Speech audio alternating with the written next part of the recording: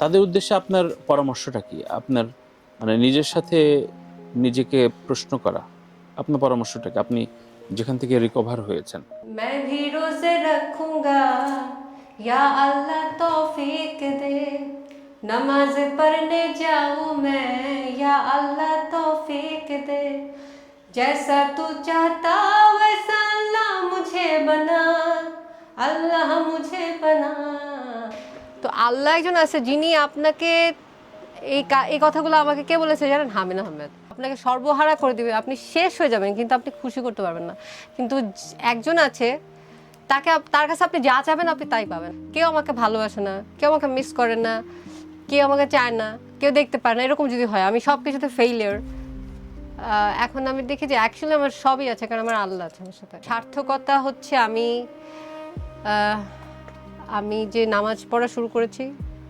আমাদের আসলে জীবনের চাওয়ার কিন্তু কোনো শেষ নাই, এবং পাওয়ারও কোনো শেষ নেই, এবং চাহিদার কোনো কিছুরই শেষ নেই। কিন্তু সব সাইড থেকেই নিজেকে যখন ব্যর্থ মনে হয়, তখন যখন আমি রিলিজিয়ন প্র্যাকটিস করা শুরু করি, তখন আমি দেখি যে আমাদের ধর্ম তো সত্যি যদি বিশ্বাস করতে হয়, তো সত্যি একটা আলটিমেটলি আমাদের চলে যেতে হবে।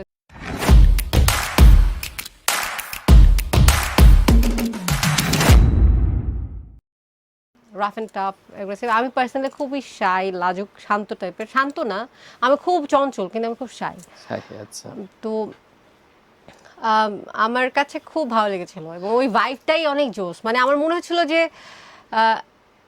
এত কম কেন, আরো অনেক মানুষের মধ্যে গাইতে পারতাম বা গাবো কবে, এরকম একটা ফিলিংস ছিল। তো যদিও আমি মিউজিকটা তো পরে আমি বললাম না, আমি পার্সোনালি আমার হ্যাবিটসের জন্য বা আমি না মানুষের সাথে মিশতে পারি না, তো সবাই ভাবে যে আমি খুব অহংকারী বা আমি কেয়ার করছি না, কিন্তু অ্যাকচুয়ালি আই কেয়ার আ লট, কিন্তু কেউ বুঝে না যে আমি কেয়ার করি এরকম।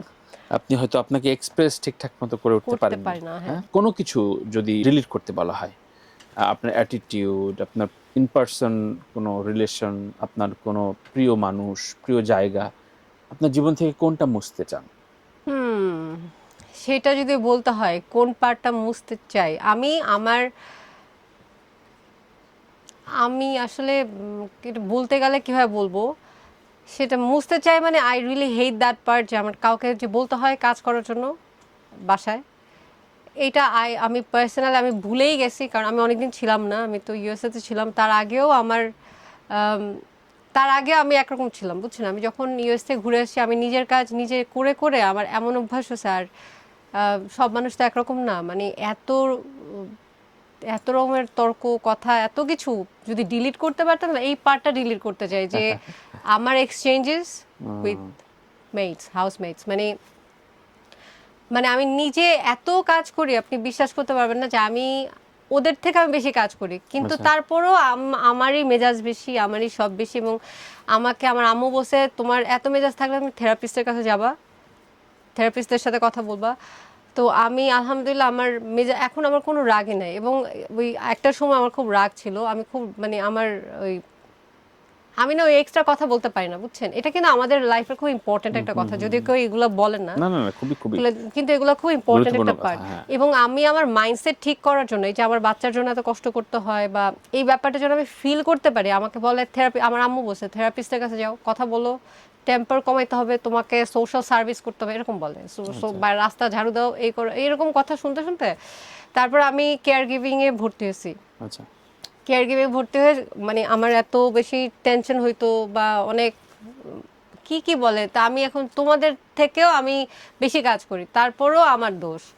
মানে এইখানে আমি খুশি করতে পারি না বা পারলাম না, এরকম আর কি। তো ডিলিট করতে চাইলে এই পার্টটা ডিলিট করতে চাই, এই আমার একদম বিরক্ত লাগে। আমি নিজের কাজ নিজে করতে খুব ভালোবাসি, আমি একা থাকতে খুব ভালোবাসি। একা থাকতে ভালোবাসি, মানে আমি নিজের কাজটা যদি নিজে করি, নিজের ঘর গুছিয়ে রাখবো, গান গাবো, টিভি দেখবো, আমি যেটি করি, নামাজ পড়বো, আবার মানে ফ্যামিলির সাথে টাইম স্পেন্ড করবো, আমার খুব ভালো লাগে। কিন্তু ওই যে গসিপ করা, তারপরে এগুলো আমার ভালো লাগে না পার্সোনালি। এই জন্য আমাকে ছেলে বলে, আমি নাকি ছেলে, কিন্তু ছেলে টেলে যাই না, মানে আমার ভালো লাগে না। এই পার্টটা আমি যদি ডিলিট করতে পারতাম। আপনার সার্থকতা জীবনে মানে কোনো একটা উচ্ছ্বাসের কথা বলেন, যেটি ফ্যান মোমেন্ট হতে পারে, আপনার কোনো প্রাপ্তি হতে পারে। আমার জানেন তানভীর ভাই, আমার সার্থকতা হচ্ছে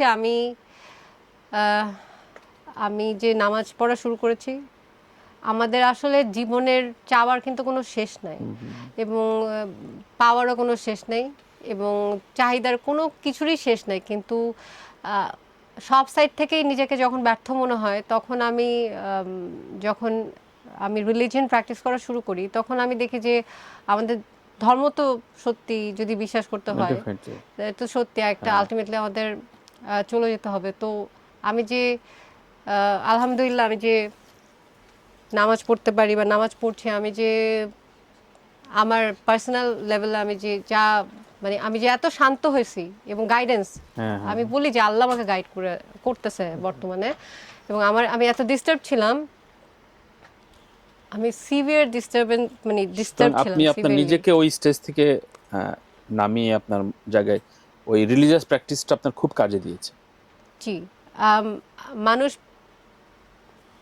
জি, অনেক কাজে দিয়েছে। এবং আমার ওই যে একটা গান আছে না, আপনি দামাদাম মাস কালেন্ডারের হ্যাঁ, একটা ভার্সন শুনেছেন নাকি? ওই যে আপনার ইয়ো ইয়ো হানি সিং আর মিকা সিং হ্যাঁ, এর হ্যাঁ, একটা হ্যাঁ, গান আছে, হ্যাঁ, হ্যাঁ, শুনেছি। আহ, ওখানে বলে মেরা ইয়ার ভিতু, ওই আপনার একটু সুফি টাইপের করে সুফি। ফেলছে একটা ভার্সন আছে। এবং ব্যাপারটা এরকম যে আমার এখন যদি আমার কেউ না থাকে, কেউ আমাকে ভালোবাসে না, কেউ আমাকে মিস করে না, কেউ আমাকে চায় না, কেউ দেখতে পারে না, এরকম যদি হয় আমি সব কিছুতে ফেইলিয়ার, এখন আমি দেখি যে অ্যাকচুয়ালি আমার সবই আছে, কারণ আমার আল্লাহ আছে আমার সাথে।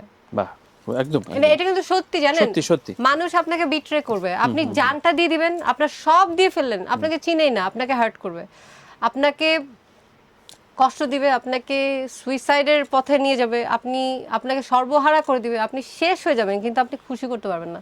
কিন্তু একজন আছে, তার কাছে আপনি যা চাবেন আপনি তাই পাবেন। এখন আপনি যদি বলেন যে আমি খুনি হতে চাই, আপনাকে সেই পথেই গাইড করবে। এখন আপনি কি চান সেটা আপনার উপর বা আমার উপর, আমি কি চাই। কিন্তু আমি যে শান্তিটা চেয়েছিলাম, ওইটা আমি সেই শান্তিটা আমার আসে ফ্রম আমার আম, আমার লর্ড, আমার আল্লাহ থেকে। আপনার আল্লাহ থেকে, এবং সেই জায়নামাজে আপনার কথা হয় জি। আসলে, যে এবং আপনার আমি খুশি যে আমি আহ, আমার আমি আমি এটাই বল, আমি একটা গান শুনে কিন্তু এটা আমার হয়েছে। একটা গান আছে, ওই যে দুইটা ছোট ছেলে, একটা গান, मैं भी रोजे रखूंगा या अल्लाह तौफीक दे, नमाज पढ़ने जाऊं मैं या अल्लाह तौफीक दे, जैसा तू चाहता वैसा अल्लाह मुझे बना, আল্লাহ মুঝে বানা। মানে কাওয়ালি গায় ওরা, দুটো ছেলে, ছোট ছেলে। এই গানটা শুনে আমি খুব মুভড হই, যে এত আচ্ছা, আচ্ছা। সুন্দর গানটা। ইউটিউবে সার্চ করলে পাবেন। এবং তো এটা একটা প্রশান্তির জায়গা আর কি, সত্যি। যেটা আগে ছিল না। আগে আমি প্র্যাকটিস করতাম না, এখন করি। খুব সুন্দর করে এবং বললেন। এটা প্র্যাকটিস করার পর বুঝতে পারি যে যদি আল্লাহ থাকে তো শয়তানও থাকে। হুম। মানে আপনি আল্লাহর জন্য যেমন সাধনা করা যায়, তেমনি স্যাটানিক রিচুয়ালও করা যায়। আপনি যদি চান যে I want to feel Satan, তাহলে আপনি স্যাটানিক রিচুয়াল করবেন, এবং সেটা করলে আপনি কিন্তু ফিল করবেন, আচ্ছা। আপনি ওটাও ফিল করতে পারবেন। আর আপনি যদি বলেন যে না, আমি আল্লাহকে ফিল করতে চাই, তাহলে আপনি আল্লাহকে ডাকবেন, তাকে সাধনা, তাকে যখন চাইবেন তখন সে আপনাকে জবাব দিবে। আর আপনি যদি চান যে না, আমি সেইটানকে ফিল করতে চাই, আপনি সেই সাধনা করলে সেটাও আপনি ফিল করতে পারবেন। দারুণ। সত্যি এটা খুবই মানে গভীর কথা, কিন্তু যারা বুঝতে পারবে তারা সত্যিকার অর্থেই এটার গূঢ় অর্থ বুঝতে পারবে। এরকম ডিপ্রেসড, এরকম স্ট্যাটাসের মানুষজন কিন্তু এখন বাংলাদেশে অনেক। তাদের উদ্দেশ্যে আপনার পরামর্শটা কি? আপনার মানে নিজের সাথে নিজেকে প্রশ্ন করা, আপনার পরামর্শটা কি? আপনি যেখান থেকে রিকভার হয়েছেন, আপনি তাদের উদ্দেশ্যে কি বলতে চান যারা এরকম ডিপ্রেশনে ভোগে, নানান হতাশায় ভোগে? ২ লাইনে কি পরামর্শ দিতে চান? উম, 2 লাইনের পরামর্শ, আমাকে খুব হেল্প করেছে নামাজটা।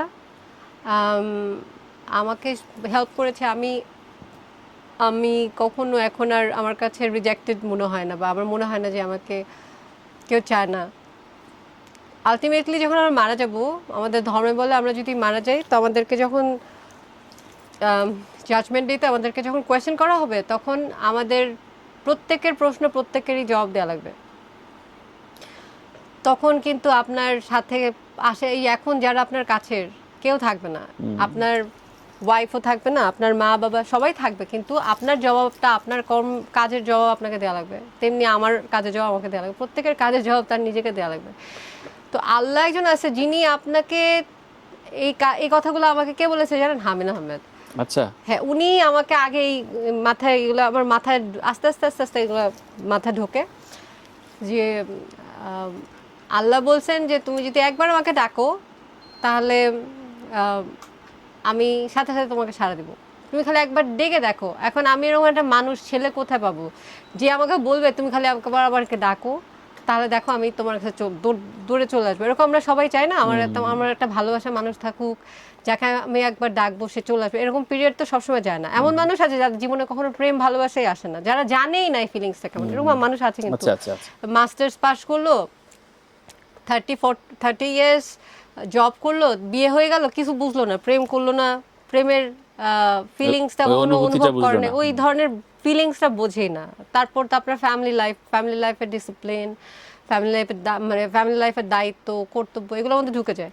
কিন্তু ওই যে প্রেম করার ব্যাপার স্যাপার রোম্যান্স করা, তো যদি আপনার কেউ না থাকে, আপনার একজন আছে যিনি আপনাকে পাঠিয়েছেন, সৃষ্টিকর্তা তিনি আছেন, আর তিনি কখনো ফেরান না, আপনাকে ডিপ্রেস করে ফেলবেন না না না। এবং আমি মনে করি যে দর্শক শ্রোতারাও দারুণ কিছু সময় কাটাতে এবং পারবেন। আপনি প্রত্যেকটা সম্পর্কের মধ্যে যদি আপনি সৃষ্টিকর্তাকে রাখেন তাহলে আপনি সম্পর্কগুলো সুন্দর থাকে।